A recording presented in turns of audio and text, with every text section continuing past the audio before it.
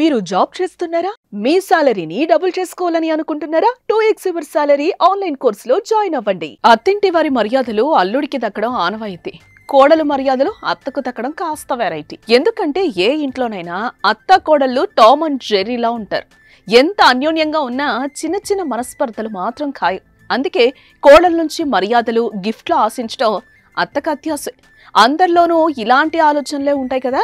అయితే ఈ వీడియో చూసాక మీ అభిప్రాయం మారొచ్చు.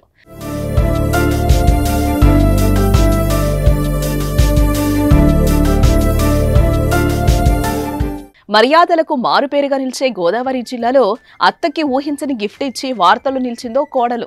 డాక్టర్ బిఆర్ అంబేద్కర్ కోనసీమ జిల్లా రాజోలుకు చెందిన ఆర్యవైశ్య మహిళా సంఘం అధ్యక్షురాలు కాసు భవానీ 50వ పుట్టినరోజు వేడుకలు భర్త శ్రీనివాస్, కుమారుడు సుఖేష్, కోడలు శ్రీరంగనాయకి సమక్షంలో స్థానిక ఆర్యవైశ్య కళ్యాణ మండపంలో ఘనంగా జరిగాయి.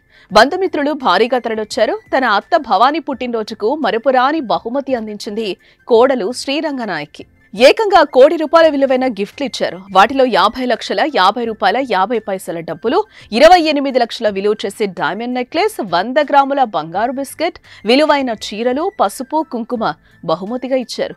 వీటి మొత్తం విలువ కోటికి తక్కువగా ఉండదు.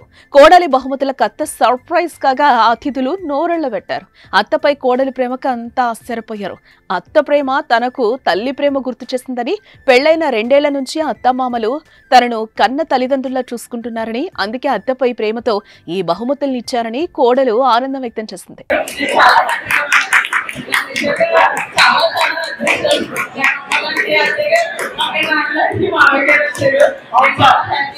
కాసు శ్రీనివాస్ భవానీ దంపతులది రాజోలు కాగా, Srinivas Razole chamber of commerce అధ్యక్షుడు, ఉమ్మడి తూర్పుగోదావరి జిల్లా ఆర్యవైశ్య సంఘ కార్యదర్శిగా ఉన్నారు.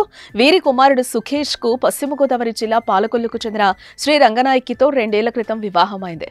ఏదేమైనా ఈ అత్తాకోడలి ప్రేమ తెలుగు రాష్ట్రాల్లో వైరల్ అవుతోంది ఇప్పుడు.